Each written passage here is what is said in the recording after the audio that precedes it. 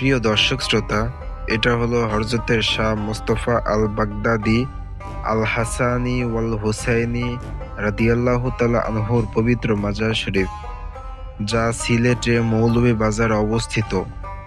তিনি ইমাম হুসাইন রাদিয়াল্লাহু তাআলা আনহু এবং ইমাম হাসান রাদিয়াল্লাহু তাআলা আনহুর বংশধর আওলাদে রসূল।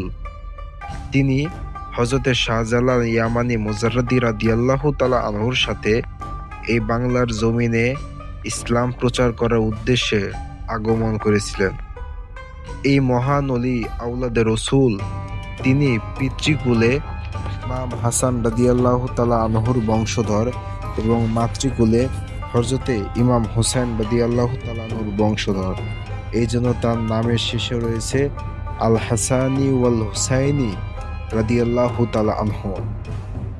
তিনি যখন এই বাংলার জমিনে সিলেটের এই মৌলভীবাজার শহরে আগমন করেন, তখন উনি বাঘের পিঠে সাওয়ার করে সাপকে লম্বা চাবুক বানিয়ে বেঈমানদের সাথে যুদ্ধ করে ইসলাম প্রচার করে। এই জন্য ওনার নামের শেষে একটা নকব হলো শেখ সাওয়ার চাবুক মার।